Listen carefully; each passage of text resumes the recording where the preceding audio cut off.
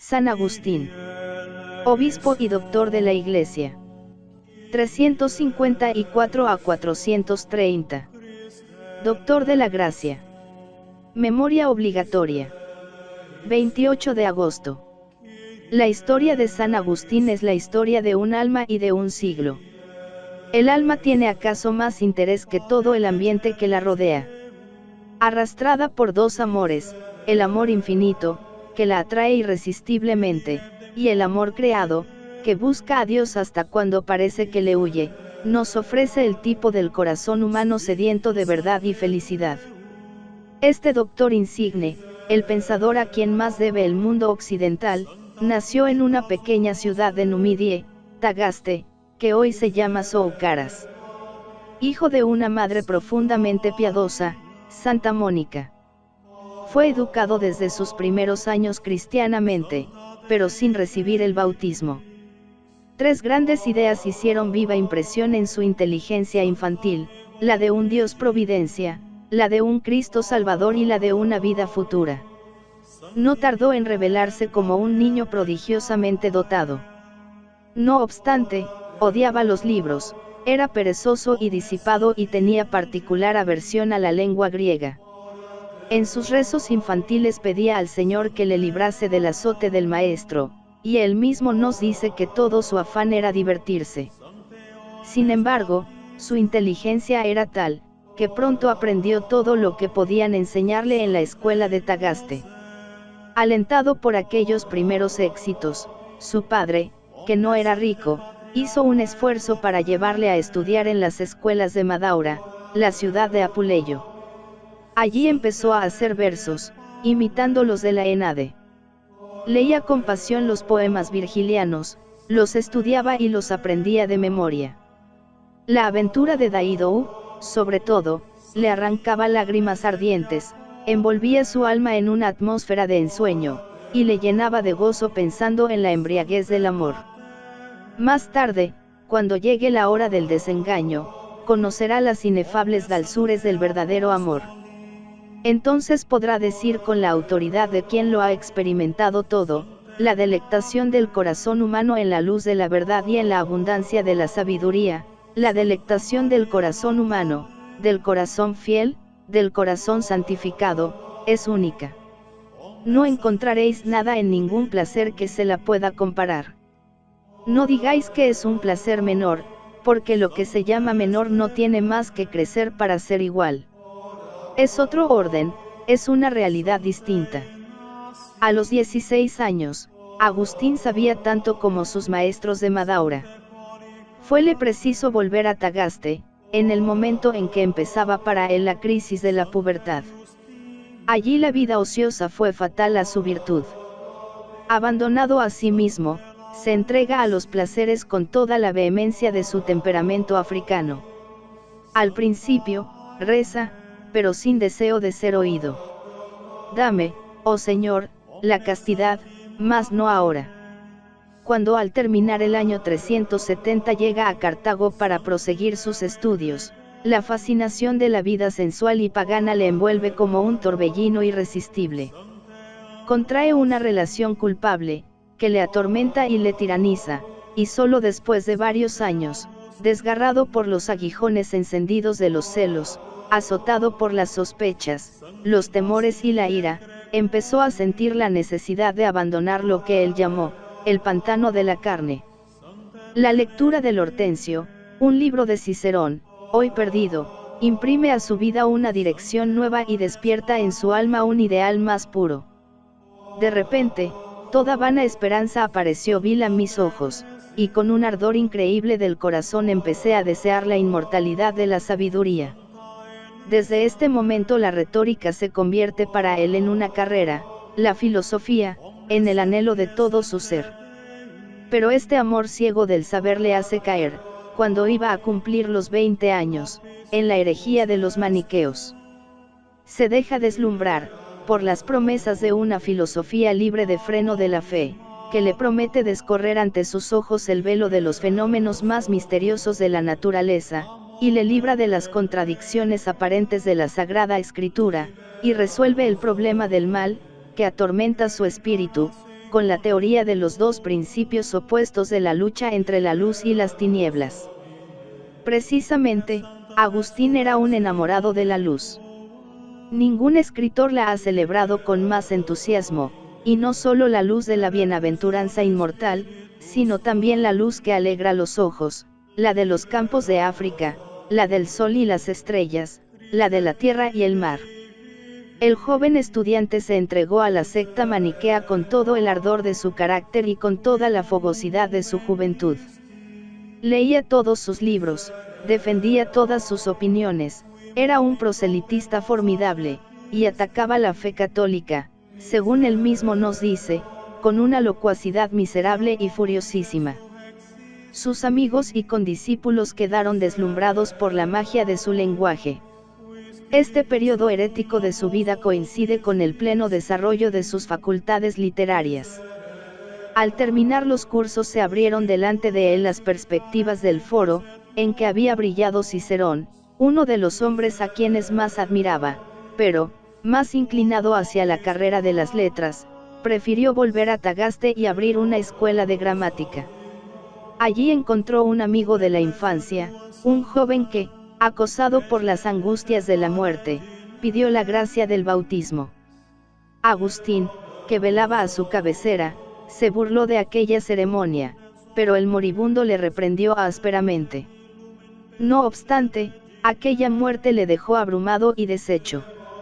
El dolor, dice él mismo, cubrió mi corazón de tinieblas. Por todas partes no veía más que la muerte.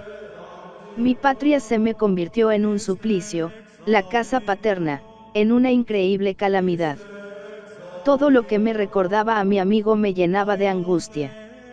Mis ojos le buscaban día y noche, sin poderle encontrar en ninguna parte. Todo me parecía odioso, hasta la misma luz. Solo las lágrimas y los sollozos podían contentarme. Quiso olvidar el dolor buscando la gloria en un teatro más vasto y brillante, y esto le decidió a abrir en Cartago una escuela de retórica, o, como él dice, una tienda de palabras. Siguiéronle allí sus discípulos y sus amigos, entre los cuales estaba el inseparable Alipio, que irá con él de la herejía a la ortodoxia, de la ortodoxia al episcopado, y del episcopado a las cimas de la santidad. Agustín sigue entregándose apasionadamente al estudio de todas las artes liberales, enseña y aprende, discute con calor, lee sin tregua, triunfa en los certámenes, interviene en una justa poética, consigue el primer premio y recibe de manos del procónsul la corona del vencedor. Entonces es también cuando compone su primer libro, un libro hoy perdido, que trataba de la belleza. Esta actividad no logró ahogar por completo su inquietud religiosa. Ni aun en la época de sus primeros entusiasmos había llegado a sosegar su espíritu con las enseñanzas maniqueas. El vacío espantoso de una filosofía, que lo destruía todo sin edificar nada, la inmoralidad de sus adeptos, en oposición con su virtud fingida, la mediocridad intelectual de sus jefes, empezaron a desvanecer una ilusión que iba durando años y años. Se le había prometido la ciencia, es decir, el conocimiento de la naturaleza y de sus leyes, pero el tiempo pasaba sin que las doctrinas de Manes viniesen a iluminar su inteligencia. Ten paciencia, le decían los elegidos, los altos personajes de la secta, Fausto pasará por aquí, y te lo explicará todo. Fausto, el más famoso de los obispos maniqueos, llegó al fin a Cartago, recibió al ya ilustre catecúmeno, se esforzó por resolver sus dificultades, pero todas sus respuestas sirvieron únicamente para descubrir al rétor vulgar, al charlatán sin sustancia, sin el más leve barniz de cultura científica. Aquella entrevista dio al traste con las ilusiones maniqueas de Agustín. No rompió inmediatamente con la secta, pero desde entonces empezó a buscar la verdad en otra parte. Esta triste experiencia y la insubordinación de los estudiantes de Cartago despertaron en él la idea de buscar en Roma una situación más brillante y discípulos más dignos de su fama.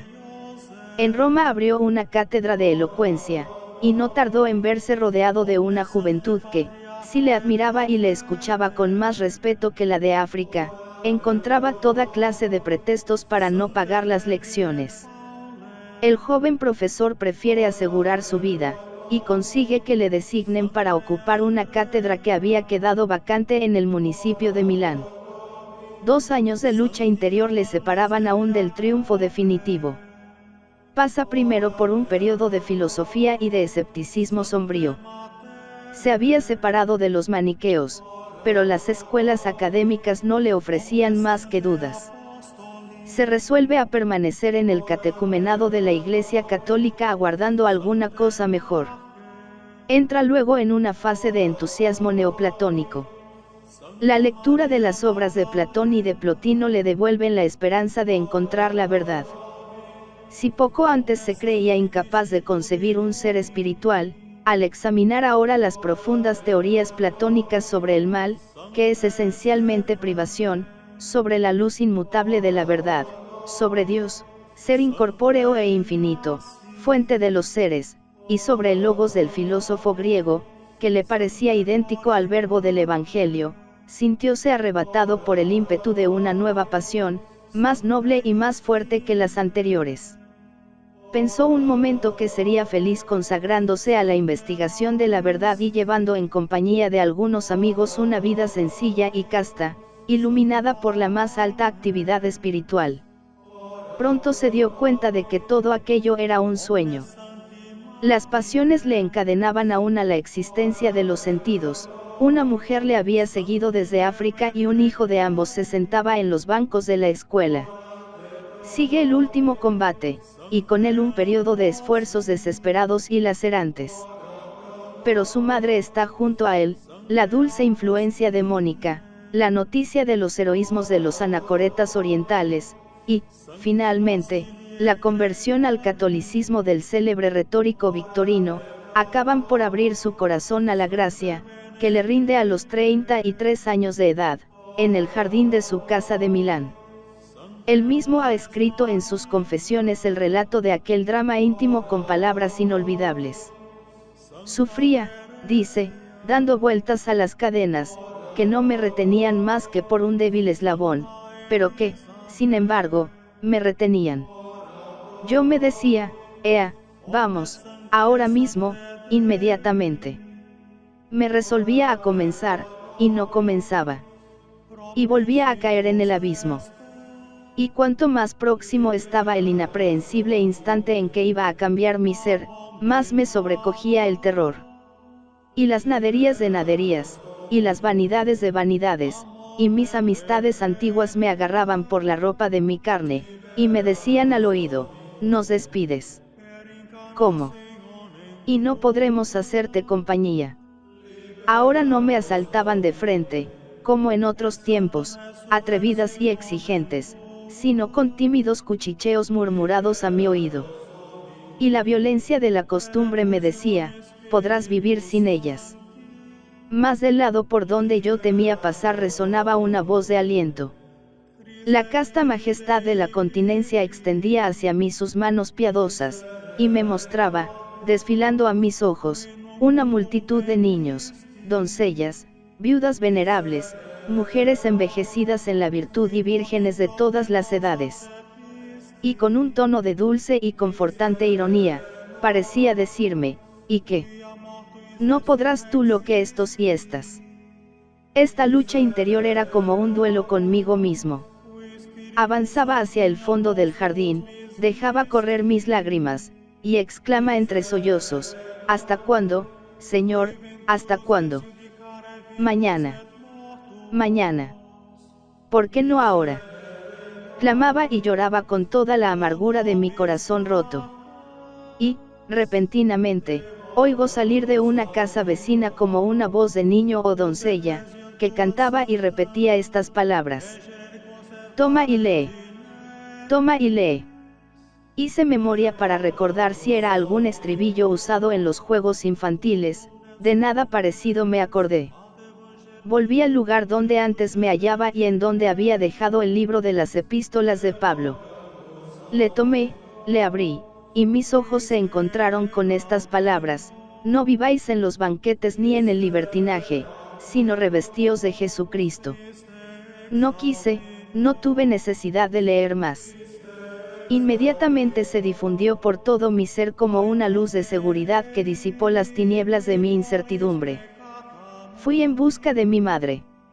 Le referí todo lo sucedido. Alegróse al escucharme. Triunfaba y te bendecía, Señor, a ti, que eres poderoso para concedernos más de lo que pedimos y pensamos. Esto sucedía en otoño del año 386.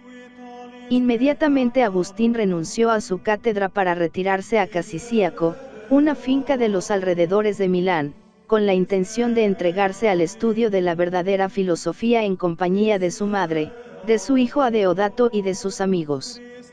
Empieza ahora en su vida un periodo de 10 años, durante el cual se realiza en su espíritu la fusión de la filosofía platónica con la doctrina revelada. El retiro de Casiciaco parece realizar el sueño tanto tiempo acariciado. El mismo Agustín ha recordado varias veces en sus obras aquella vida de quietud, animada por la sola pasión de la verdad. A él le enojaba la administración de la finca y el trato con esclavos y colonos, pero su salud exigía esta distracción. Al mismo tiempo completaba la formación de sus amigos por medio de lecturas literarias y conversaciones filosóficas acerca de la verdad, de la certidumbre, de la felicidad en la filosofía, del orden providencial del mundo y del problema del mal, en una palabra, de Dios y del alma. Aquellas charlas con sus discípulos, a quienes había comunicado su desprecio del mundo y su repugnancia por la vida de los sentidos, le dieron, recogidas por los estenógrafos, la sustancia de sus primeros libros, los soliloquios, los diálogos acerca de la vida bienaventurada, del orden, de la inmortalidad y de las doctrinas de los académicos. El filósofo vivía aún en Agustín, y vivirá hasta la última hora de su vida, pero sobre el filósofo vivía el cristiano, el penitente. Su filosofía no es ya la que condenan los libros santos, es la Santa Filosofía, la que ama y aprueba Mónica, que interviene en aquellas conferencias, donde se ventilan los más santos problemas, y pone en ellas la voz de su corazón y las intuiciones de su alma exquisita. Agustín ha vencido el orgullo de la inteligencia y el de la carne, ahora su ignorancia le aterra, su miseria moral le horroriza, el recuerdo de sus desórdenes le llena de dolor. Renuncia al dinero, a la enseñanza y al matrimonio. Su única esposa será la sabiduría. Por la libertad de mi alma, nos dice él mismo, me sujeté a no tomar mujer. Toda su alma de catecúmeno está en aquel grito de los soliloquios, haz, oh Padre, que yo te busque. Bautizado en la primavera de 387, no tiene más que continuar la vida comenzada antes del bautismo. Su único deseo es abandonar el mundo, vivir una vida humilde y oculta, entregada al estudio de la Sagrada Escritura y a la contemplación de Dios. Más de una vez, sus enemigos le acusarán de haberse convertido por ambición. El odio le cegaba, y con el odio, la envidia. Es difícil encontrar conversión más sincera, más desinteresada y a la vez más heroica. Agustín estaba en el momento más brillante de su vida. Hay hombres a quienes las cosas abandonan a su pesar, él abandonaba todas las grandes cosas con que los hombres sueñan, abandonaba todo lo que había amado con frenesí. Un año después de su bautismo le vemos en Tagaste planeando su programa de vida perfecta, vende sus bienes, distribuye el dinero entre los pobres, y se consagra a una vida de pobreza, de oración y de estudio. El nuevo convertido es ya un apologista y un polemista. En un alma de fuego, como la suya, a la conversión tenía que seguir el proselitismo. Continúa la serie de sus obras filosóficas, combate a los maniqueos, oponiendo sus fingidas virtudes a la santidad auténtica de la Iglesia, y empieza a preocuparse por las grandes cuestiones teológicas. La apologética cristiana se hace más amplia y profunda.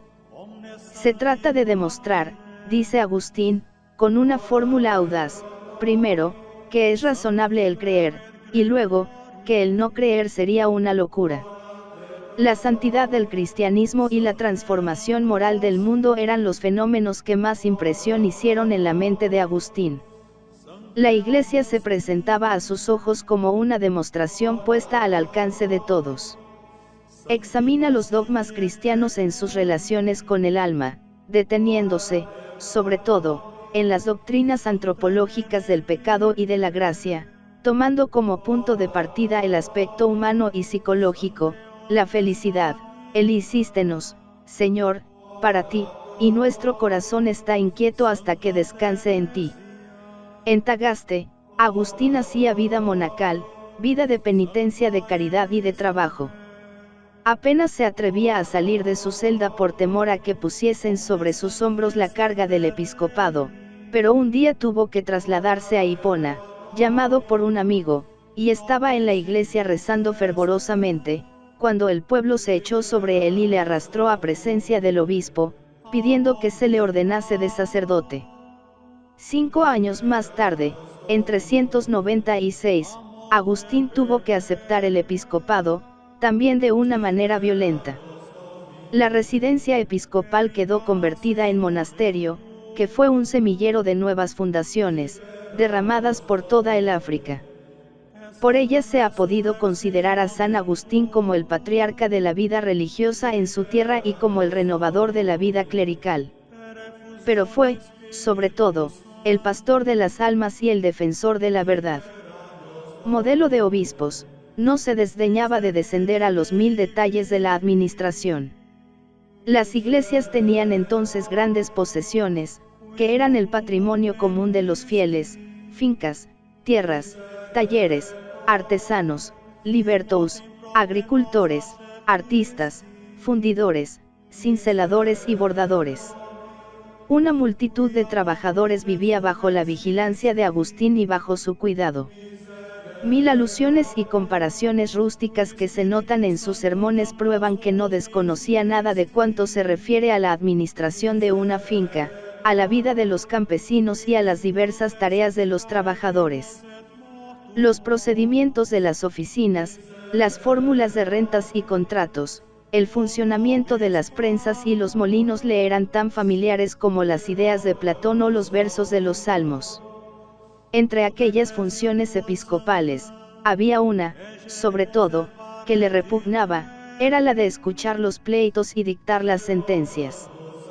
Teodosio acababa de legalizar la competencia jurídica de los obispos en materia civil. El obispo de Hipona tenía su tribunal en el pórtico de la basílica. Diariamente daba audiencia hasta mediodía, y a veces hasta la puesta del sol. En cuanto aparecía, los litigantes se le acercaban tumultuosamente, le rodeaban, le apretujaban, le constreñían a que se ocupase de sus asuntos. Agustín los recibía con toda su bondad, pero al día siguiente les increpaba con palabras como estas del Salterio: apartaos de mí, malvados, y dejadme estudiar los mandamientos de mi Dios. Puedo afirmar por mi alma, añadía, que si mirase mi comodidad personal, me gustaría más ocuparme en el trabajo manual, y disponer del tiempo restante para leer, orar y meditar las escrituras divinas. Pero la mirada del gran doctor se extiende hasta la extremidad del mundo romano y su voz repercute en toda la Iglesia. En Oriente y Occidente, el obispo de Hipona era considerado como el intérprete del Evangelio, como el atleta de la fe. Se ha dicho, con razón, que el imperio prolongaba únicamente su agonía para dar paso a la acción ejercida por este hombre extraordinario en la historia universal. Es increíble la actividad de Agustín durante los 36 años de su episcopado. Dirige, gobierna, administra, organiza concilios, recorre las vastas provincias de África, alimenta a su pueblo con aquella palabra sublime y familiar al mismo tiempo, que los hombres no han vuelto a escuchar otra vez, discute con los herejes, y con un fervor proselitista que no se fatiga nunca, prosigue sus campañas contra todos los enemigos de la Iglesia. Demuestra, contra los maniqueos, que Dios ha preferido sacar el bien del mal, antes que no permitir el mal, negando la libertad a la criatura. Contiene, deshace y aniquila a fuerza de inteligencia y de paciencia el formidable poder del cisma donatista, y cuando Pelagio y Celestio empiezan a propagar sus doctrinas, sale al campo con toda la fuerza de su genio en favor de la gracia.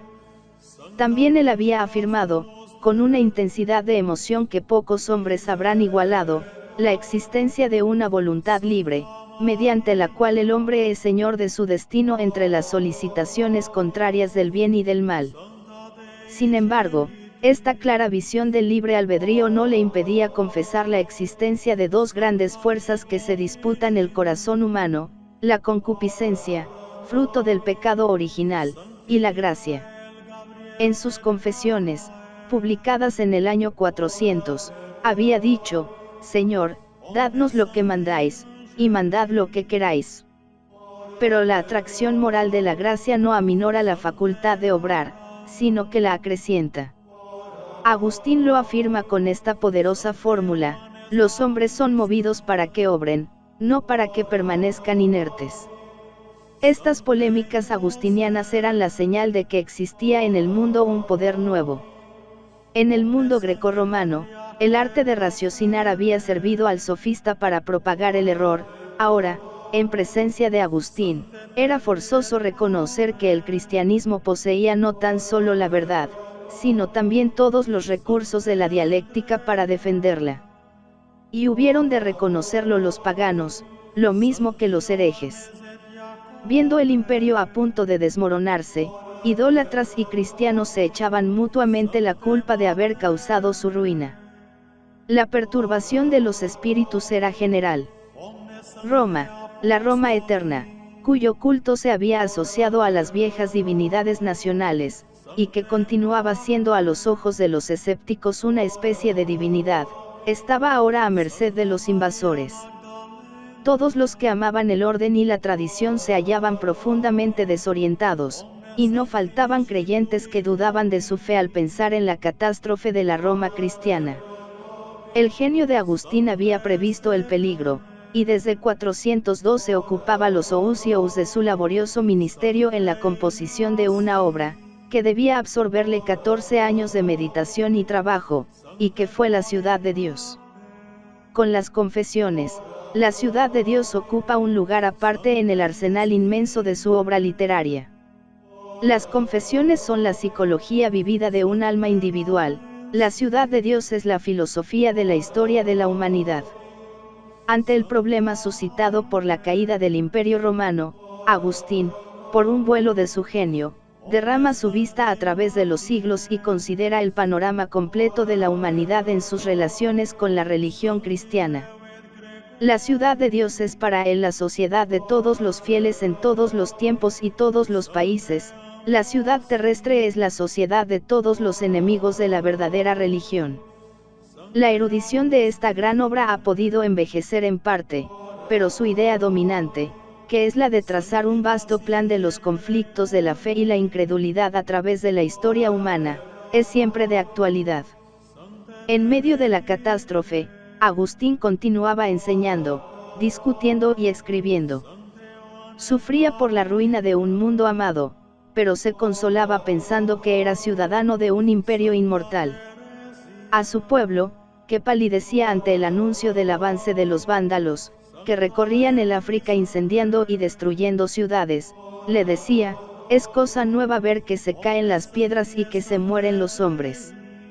Los que no le comprendían llegaron a acusarle de insensible.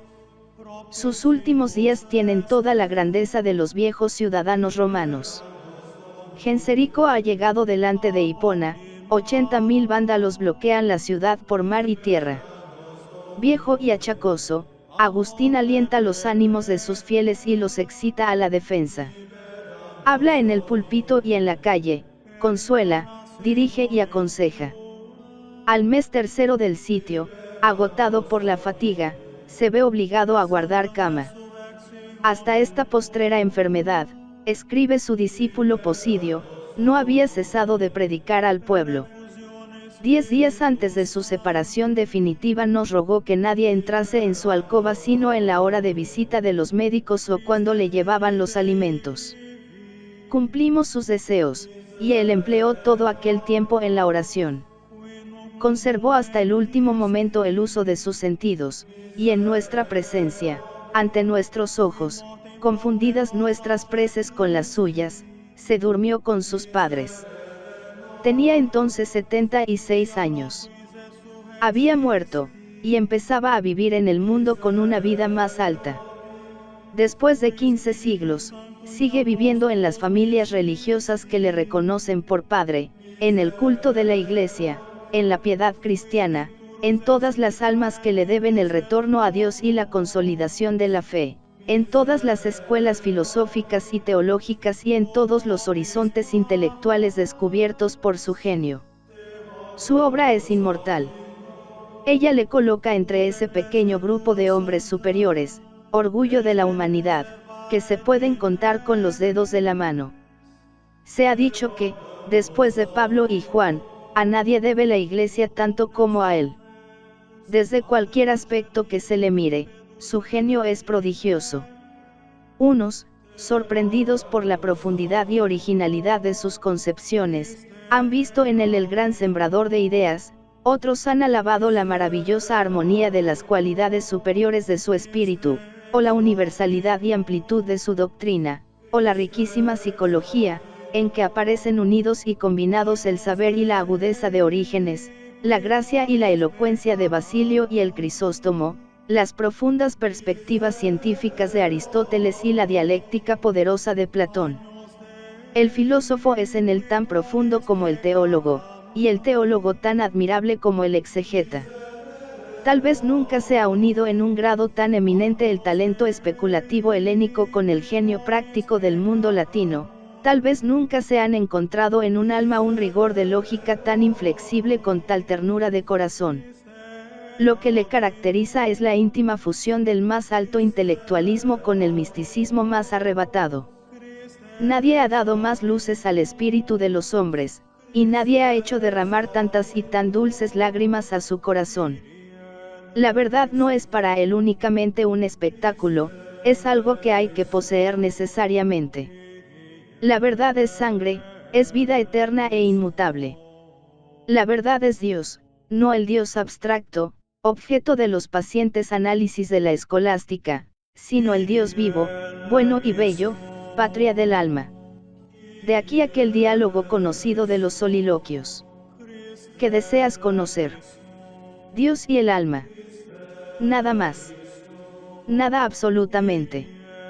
Y en Dios, más que el poder, más que la majestad, contempla Agustín la belleza. Tu belleza me arrebataba hacia ti, escribía en las Confesiones. Ya entonces, añade, yo vi, oh Dios mío, tus bellezas invisibles en las cosas visibles que has sacado de la nada. Este pensamiento le inspira páginas de fuego, que solo en él podemos encontrar.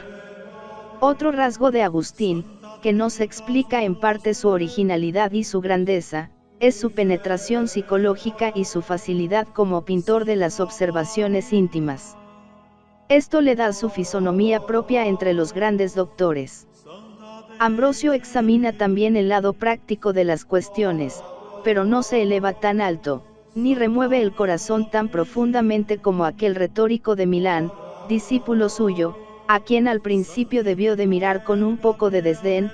Jerónimo es más exegeta, más erudito y más estilista, pero a pesar de sus ímpetus, es menos penetrante, menos cálido, menos profundo. Atanasio es, ciertamente, tan sutil en el análisis de los dogmas, pero no se apodera del alma como el doctor africano, Orígenes tuvo.